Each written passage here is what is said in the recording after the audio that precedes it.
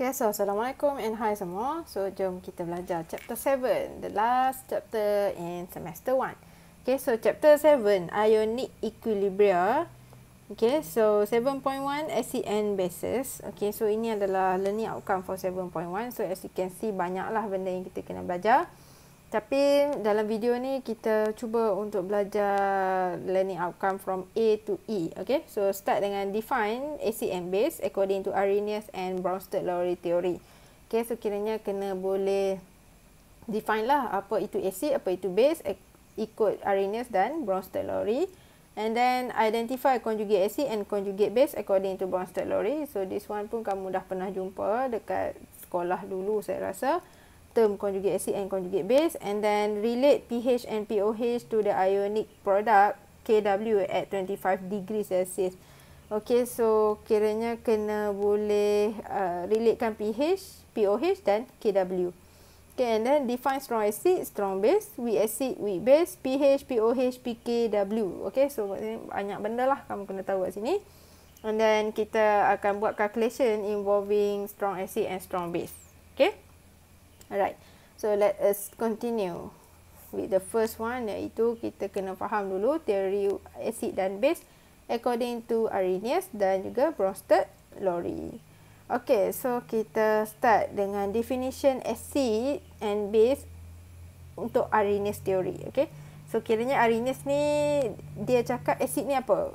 Okay, so acid is a substance that dissociate in aqueous solution to produce hydrogen ion or hydronium ion H3O+ in aqueous solution. So kiranya bagi Arrhenius cakap acid ni adalah satu substance yang dissociate, okay, dissociate ni terurai in aqueous solution, dan bila acid tu dissociate, acid tu menghasilkan hydrogen ion iaitu H+ ataupun hydronium ion iaitu H3O+. Okay, so H+ and H3O+ can be used interchangeably. That means dia benda yang lebih kurang lah. Okay, dia benda yang sama je. Okay, so itulah maksud acid untuk Arrhenius. Kiranya ada acid ni, kalau masukkan dalam aqueous solution, dia akan hasilkan sama ada H+ atau H3O+. So, itu adalah acid. Tapi kalau untuk base pula, base adalah substance that dissociate juga in water, in aqueous solution to produce hydroxide ion. Okay, so base bila kita letak dia dalam aqueous solution, for example water katakan, so base tu akan dissociate dan dia akan hasilkan hydroxide ion which is OH-, sebab itulah dia base. Okay, alright, so itu point yang kamu kena faham. And then kita nak kena kenal lah teori acid and base according to Arrhenius theory. Okay, so kalau kita diberi satu equation macam ni, as you can see HCl ni aqueous, that means dalam HCl tu ada water sebagai solvent. So that HCl will dissociate, okay, dissociate terurai to form H+ and Cl-. So H+ ni hydrogen ion tadi, okay, Cl- chloride ion. So since HCl ni dissociate to form H+, itu menyebabkan HCl ni adalah acid lah. Okay, so kiranya ikut definition Arrhenius, kalau something tu dissociate to form H+, so maksudnya dia adalah acid. That's why HCl is an acid lah. Okay, and tadi kan saya cakap hydrogen ion and hydronium ion ni benda yang sama je. So bila adanya hydronium ion ni, hydronium ni H3O+ ni, so bila kamu ambil HCl kamu plus with water, sebab acid ni dia akan show dia punya properties bila ada water. Okay, so dalam ni ada water ni, tapi kan aqueous maksudnya water tu sebagai solvent. Okay, so HCl ini gas tapi tambah dengan H2O, liquid. So dia akan menghasilkan H3O+. So since H3O+ terhasil, so maksudnya HCl ni adalah acid. Okay, alright. And then kita tengok base pula. Okay, base tadi kita kata bila dissociate hasilkan OH-. So kita tengok NaOH. NaOH is a sodium hydroxide. Okay, sodium hydroxide dissociate akan hasilkan Na+ dengan OH-. Okay, dia pecah dekat sini lah, Na+ dengan OH-. So since NaOH dissociate to form OH-, So maksudnya NaOH ni adalah sejenis base. Okay. So simple je lah, sebab kita memang tahu pun acid ada H+ bila dissociate. Base bila dissociate menghasilkan OH-. Okay, settle. So itu je yang kita perlu tahu about Arrhenius. And then next ada try this. So let us try to answer this question so that kita boleh test lah kamu faham ke tak. Okay, so based on Arrhenius theory, identify whether these compound are acid, base or salt. Okay, let's say dia bagi kamu benda yang rare macam ni. Contoh HI. HI is something yang kita jarang deal with lah. HCl, we know that hydrochloric acid. That means it's an acid. HI kita tak tahu, BaOH2 kita tak tahu, CaNO3 ni pun kita tak tahu dia acid ke, base ke, salt ke. Okay, so kalau nak tahu, kita kena dissociate dia dululah. Okay, so imagine that you dissociate A tu, okay, HI.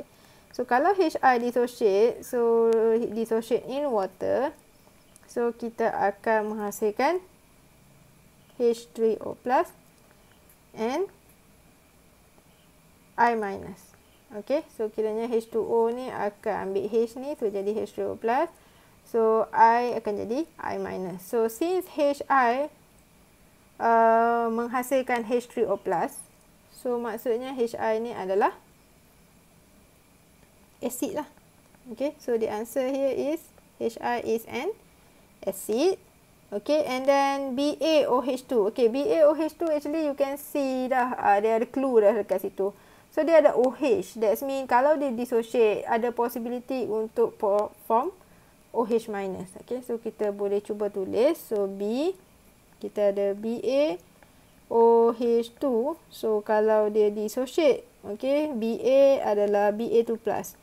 Dari mana saya tahu? Sebab inilah. Sebab 2 di sini. 2 ni asal atas ni lah. So Ba2+.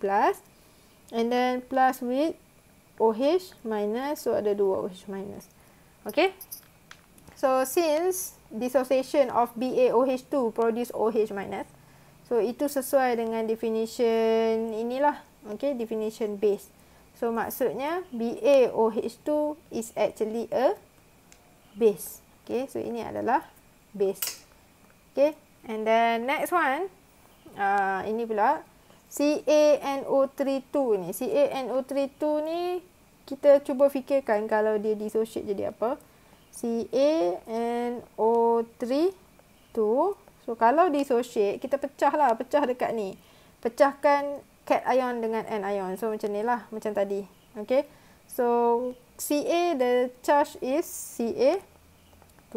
Okay, sebab these two belong to this Ca. Okay, and then N sebenarnya NO3 tu adalah NO3-. Okay, so when we look back, Ca2+, NO3- yang terhasil. Tak ada langsung dalam definition tadi kan. Definition tadi cakap kalau acid hasilkan H+ or H3O+. Kalau base hasilkan OH-. Tapi masalah dia sekarang kita hasilkan benda yang bukan H3O+, bukan H+, bukan OH-. So maksudnya CaNO3 tu ni is not an acid, is not a base. Okay, dia bukan acid, dia bukan base. So CaNO3 ni adalah salt. Okay, so dia adalah salt. Okay, so itu je lah untuk Arrhenius theory.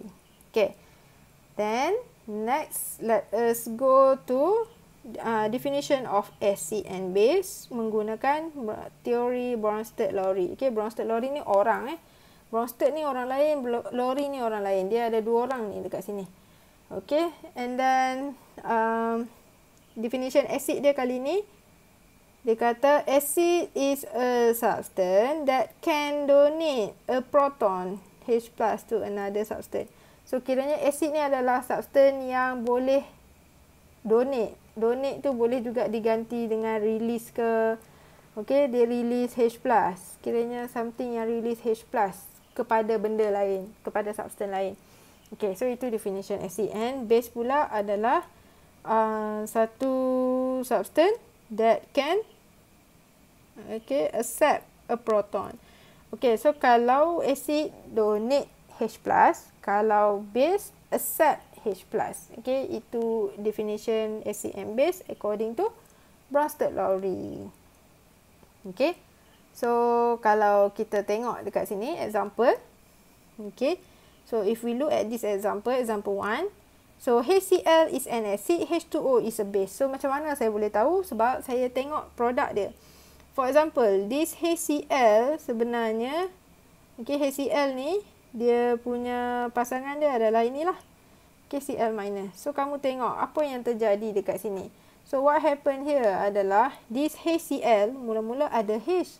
Tapi end up produk dia tinggal Cl minus je.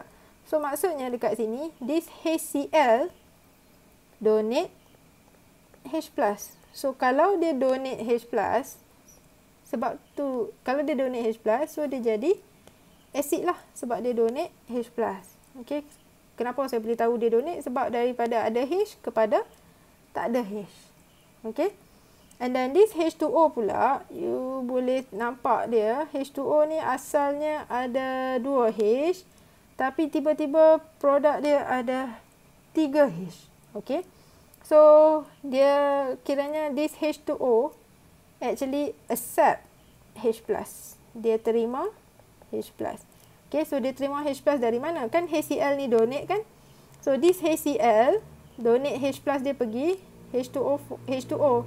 Kan tadi dia kata donate a proton to another substance. So, another substance here adalah H2O. Okay, so this H2O accept H+ and become H3O+. Okay, so that's why since HCl donate H+, so dia adalah acid. H2O accept H+, so dia adalah base. Okay, and the next term yang kamu kena belajar adalah conjugate acid and conjugate base kalau kamu tengok kat sini. Okay, so next conjugate acid ni pula apa? Okay, conjugate acid is a species formed when a base accept a proton. So, kiranya conjugate acid ni terjadi apabila base tu terima proton. Okay, so produk dia lah. Alright, tapi kalau conjugate base pula, conjugate base adalah spesies yang terhasil apabila acid donate proton. Okay, so conjugate base adalah bila acid donate proton. Okay, so kita tengok sini. So tadi saya dah bagi clue dekat kamu. This HCl, pasangan dia adalah Cl minus ni. Okay, so kenapa saya tahu? Sebab ada Cl sini, ada Cl sini. Okay, HCl asal ada H. Sini tak ada H. So, HCl adalah acid. So, pasangan dia ni adalah conjugate base. Kenapa? Sebab tadi kan definition kita kata conjugate base adalah spesies yang terhasil apabila acid tu donate proton.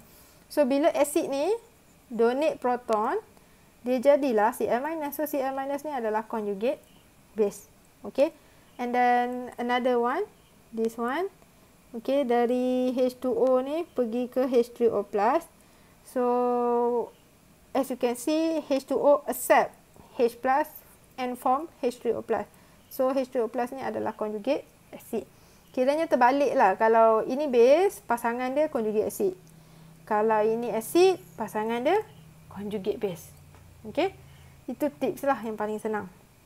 Okay, and then ada example. Okay, so seperti yang dalam learning outcome tadi, you should be able to detect lah which one conjugate acid, which one conjugate base. Okay, so saya ajar daripada from scratch macam mana. Okay, first kita cari pasangan dia dulu. Pasangan cari yang sama lah. NH3 dengan NH4 ni lebih kurang kan. So, this one pasangan dia. And another one. H2O dengan OH minus. Okay. Alright. So, next kita kena determine dululah which one acid, which one base. So, kita tengok NH3 become NH4 plus. So, that means from 3 hydrogen jadi 4 hydrogen. So, bermaksud dekat sini, NH3 ni sebenarnya accept H+. So, kalau accept H+, dia adalah base. Okay. So, NH3 adalah base. So, automatically, produk dia yang terhasil ni adalah conjugate acid. Okay, terbalik kan saya cakap kan. Kalau ini base, ini conjugate acid. Okay, and then next one, this is H2O. So, H2O pergi jadi OH minus. So, dia hilang satu hydrogen. H plus dia hilang. So, that means this one dia donate H plus. So, donate H plus itu adalah karakteristik for acid. So OH minus yang terhasil ni adalah conjugate base. Opposite tu yang ini acid, ini conjugate base. Okay. Alright, and then there is another example here. Okay, so kalau kamu nak test your ability, you can pause this video. Cuba buat dulu. And then play balik to check your answer. Okay. So, saya proceed lah. So, ini pasangan dia sini. And this one, pasangan dia ni. Okay. So, from HNO2 become NO2 minus. So, that means dia hilang satu H+. So, hilang H+, maksudnya donate H+. So, donate H+ adalah characteristic for acid. That means pasangan dia sini adalah conjugate base. Okay. And then H2O become H3O+. Gain 1 H+. Okay, so they accept H+ here. So, bila accept H+, that is a characteristic for base. That means the product form adalah conjugate acid. Okay. Alright. And then, ada lagi benda yang kamu kena baca dekat sini. Ini, the stronger the base, the weaker its conjugate acid. Okay, so conjugate acid ni, dia acid lah sebenarnya. Conjugate acid ni dia dah jadi acid lah. So, dia akan behave seperti acid. Okay, while conjugate base adalah base, so dia akan behave seperti base. Okay. Alright, and then dia kata the stronger the acid, the weaker its conjugate acid. So, kiranya kalau kita nak tahu conjugate acid ni adalah acid yang kuat ataupun tidak, so apa yang perlu kamu tahu? Kamu nak tahu, kamu kena check dia punya asal usul dia. Okay. So, if the conjugate acid come from stronger base, okay. So, kiranya kalau base tu kuat, the stronger the base, acid yang terhasil tu adalah acid yang lemah, conjugate acid yang lemah. Okay. Tapi, kalau untuk conjugate base pula, conjugate base which is this one, okay. Conjugate base ni nak tahu dia strong ke weak ke. So, depend pada keturunan dia, iaitu acid. Dia datang daripada acid apa? Okay, so kalau dia datang daripada strong acid, that means the conjugate base adalah conjugate base yang weak. Okay, yang lemah. Okay, so and vice versa lah. That means kalau nak, kalau conjugate acid tu strong conjugate acid, maksudnya dia kena datang daripada base yang weak lah. Okay. So, macam tu. So, this information is useful later lah. Okay. Alright. Lepas tu ada exercise. Saya bagi 2 dekat kamu. So, ini pun sama juga. Kamu boleh pause this video sekejap. Cuba buat. And then, check your answer. Okay. So, let us check the answer. Okay. So, this one NH2 pasangan dia NH3. And then, H2O pasangan dia OH minus. So, H2O become OH minus. That means dia sini berlaku donate lah. Dia donate H+. So, since donate H+, so itu adalah characteristic for acid. So, maksudnya pasangan dia adalah conjugate base. Okay. And then for NH2 minus, NH2 minus since dia become NH3, that means dia accept H+, okay, so accept H+, so maksudnya ini adalah acid, dia adalah base, and then pasangan dia adalah conjugate acid. Okay, and then next one, the last example, okay, adalah NH4 plus become NH3 minus. Okay, so H4 plus become NH3 minus, so maksudnya ini donate H+. So, kalau donate H+, itu adalah characteristic for acid. So, produk dia adalah conjugate base. Okay, and then from Cn minus become HCN, itu gain H+. So, bila gain H+, itu adalah base. Okay. So, kalau base maksudnya produk dia adalah conjugate acid. Okay. So, that's all. Okay. For teori acid and bases ikut Arrhenius dan Bronsted-Lowry. Okay, so next kita nak define apa itu pH, apa POH, apa KW. Okay, so kita start with pH. Okay, so pH tu apa? Okay, so pH ni saya rasa ramai dah biasa dengar lah. Zaman sekolah pun ada belajar kan. pH 7, less than 7, more than 7. Okay, so pH adalah the concentration of H plus or in a solution is measured using pH scale method. Okay, so pH ni adalah satu scale yang sebenarnya ukur ataupun measure the concentration of H plus ion dalam solution tu. Okay, so bila dia boleh measure H plus kan berkait dengan acid. So that's why pH is widely used for expressing acidity lah. Okay, so kiranya nak tahu acid ke tak, kita akan tengok pH. If pH less than 7, that means itu adalah acid lah. Okay, kalau more than 7, itu adalah base.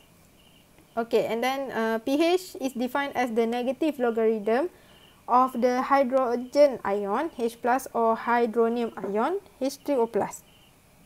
Okay, so kalau soalan minta definition of pH, this is your answer. Okay, so pH adalah negative logarithm, okay, negative log of concentration H plus ataupun concentration H3O plus. Okay, so kiranya this definition here boleh ditunjukkan dalam bentuk equation macam ni. pH equal to negative log concentration H plus ataupun pH equal to negative log concentration H3O plus. Sama aja. Okay, so bila kita buat pengiraan ni, barulah kita dapat pH tu. Okay, so kalau concentration of H plus is increased, that mean acid tu banyak lah. That's why banyak H plus kan. Kalau concentration H plus tinggi, pH dia akan berkurang. Okay, so ini kena tahulah juga. Kalau H plus tinggi, pH dia akan decrease. Okay, pH decrease, that mean dia akan jadi more acidic lah. Lebih acidic. Okay, so sebabnya kena ingat balik H plus ada kaitan dengan acid. Kalau banyak H plus, that means sangat acidic. So pH dia akan drop. Okay, alright, so that is pH. Next one, benda yang kita jarang deal with, tapi ada benda ni sebenarnya POH. Okay, so pH dengan POH sama je lah. Cuma pH dia ukur concentration H plus. Tapi kalau untuk POH, dia ukur concentration hydroxide ion. Okay, so kiranya ini untuk base lah. POH ni untuk base. So kalau untuk base, kita juga boleh measure POH. Okay, dan POH tu akan ukur berapa akan measure berapa concentration of H3O plus. Okay, and then POH is defined as negative logarithm of the hydroxide ion concentration. Okay, so hydroxide ion ni adalah OH minus. Okay, so maksudnya dekat sini formula dia inilah POH equal to negative log concentration OH minus. Kalau kita compare, macam nak sama je. Ya, memang. Okay, so benda yang ada P dekat depan ni, kebanyakan dia ada negative log. Okay, so sama juga this one. Kalau concentration of OH minus kamu meningkat, okay, that's mean your POH ni akan berkurang. So pH dia akan makin meningkat. Okay, so nanti kita tengok apa kaitan POH dan pH. Okay, so kalau POH rendah, okay, lagi rendah POH, that mean more basic lah. Okay, so POH lagi rendah, lagi basic. Alright. Okay, and then next one kita tengok KW. Okay, so KW ni ada, W ni stand for water lah sebenarnya. Okay, so dia kata sini water molecule auto ionize. Okay, a proton is transferred from one water molecule to another, produce hydroxonium ion H3O plus and a hydroxide ion OH minus. So kiranya water, air, okay, dalam dunia kita ni sebenarnya this auto ionize. That means one water molecule and another one water molecule, dia akan react with each other. Okay, so cara dia react adalah macam tadilah. Kan kita belajar ada acid, ada base. So kiranya one of this H2O, let's say lah dia behave as acid. Okay, so kalau H2O ni behave as acid, that means this H2O tend to donate H plus lah. Kalau this H2O pula, the second H2O behave as a base, that means this H2O tend to accept H plus. So, bila H2O accept H plus, H2O ni akan jadi H3O plus. And if this H2O donate H plus, that means dia akan jadi OH minus.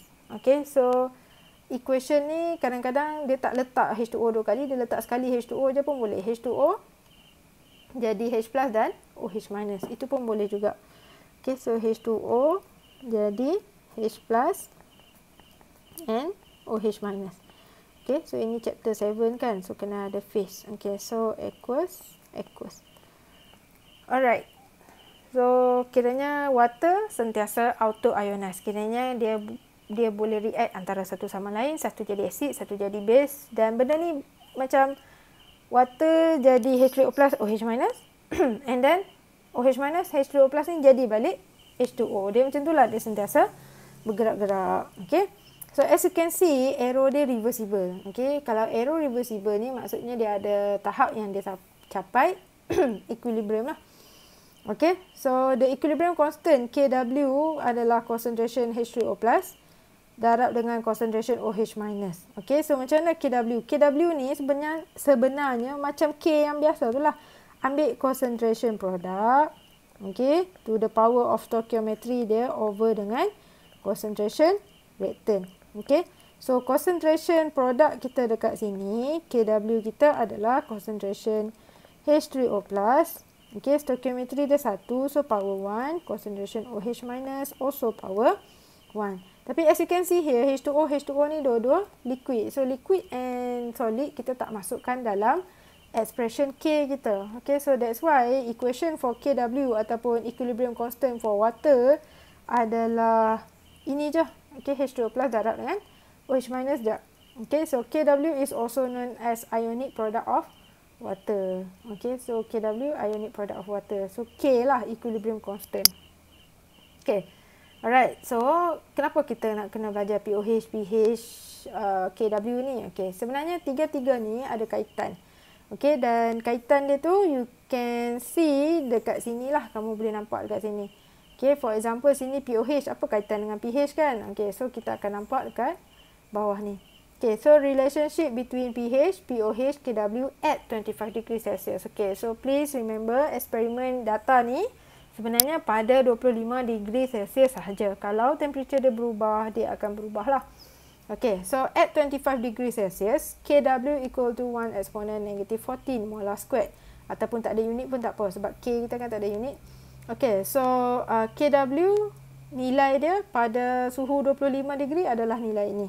Okay, kiranya water equilibrium constant for water adalah nilai ini. And then untuk pure water at 25 degrees Celsius, concentration H3O plus sama macam concentration OH minus. Okay.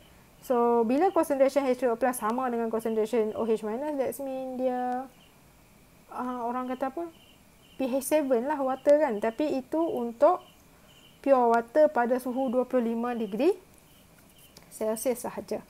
Okay. Alright. And then, KW. Okay. So, kalau expression KW kita tadi adalah concentration H3O plus darab dengan concentration OH minus. Okay, and this value of KW kita dah ada dekat sini equal to 1 exponent negative 14. Okay, and then since concentration H3O plus sama macam concentration OH minus, so kamu boleh square root je this one so that kamu dapat actually concentration H2O plus and concentration OH minus tu sebenarnya 1 exponent negative 7 pada 25 degree Celsius. Okay, so kiranya sekarang dah dua benda kamu tahu. Kamu tahu nilai KW, kamu tahu concentration H2O plus, kamu tahu concentration OH minus untuk setiap satu. Okay, and then kita teruskan lagi since kita dah tahu dah nilai ni. Okay, so lepas tu kita log both side. Okay, log both side. So, ini soft matematik lah. Kalau letak negative log both side, so negative log KW jadi negative log KW je lah. Okay, tapi kalau untuk ini, since hubungan dia darab kan, so over here the relationship adalah darab. So, bila log, dia jadi tambah lah kan. So, negative log H plus tambah dengan negative log OH minus. Okay, so since positif negatif ni dia jadi tolak lah. That's why sini negative log H plus tolak dengan log concentration OH minus. Okay, and this formula negative log H plus ni kita dah biasa tengok dah tadi ada. Okay, so this negative log H plus actually formula untuk pH. So you can substitute pH there. Okay, and then this one negative log OH minus adalah formula untuk POH. Okay, and then negative log KW. Okay, so negative log KW ni adalah PKW. Okay, so kiranya apa yang kita dapat dekat sini formula ni lah. So kiranya pH plus POH equal to PKW. P ni untuk negative log ni lah. Okay, and then since KW nilai dia 1 exponent negative 14, that means we can solve lah PKW ni. Okay, so pH plus POH equal to negative log darab dengan 1 exponent negative 14. So when you press your calculator, you should get 14. So maksudnya pH tambah dengan POH equal to 14. Okay, so ini another benda yang sangat penting yang untuk kamu ingat. So this one tolong highlightkan in your notes. Okay, ini kena tahu. Okay, so pH plus POH equal to 14. Okay, and tadi kan saya dekat apa kaitan pH dengan POH? So inilah kaitan dia. Okay, so kat sini kalau kamu perasan dia kata if concentration OH minus increase, POH dia akan decrease. Ini matematik je lah. Kalau nilai OH ni besar, kamu tekan negative log, nilai POH kamu akan jadi kecil. Okay, and since POH kamu kecil, pH kamu akan tinggi. Kenapa? Okay, sebab formula kita kan pH plus POH equal to 14. So kalau your POH is small, okay, so 14 tolak nilai yang kecil, that means your pH ni akan jadi besar lah. Okay, so your pH will increase. Alright. So itu sahaja untuk explanation kaitan antara pH, POH, KW dan PKW. Okay, so hopefully kamu boleh make sense dia punya point-point penting dekat sini. Okay, and point penting ni formula ni kena hafal, formula ni kena hafal. And then you need to know about information about KW. Okay, and then this one yang paling penting lah, pH plus POH equal to 14.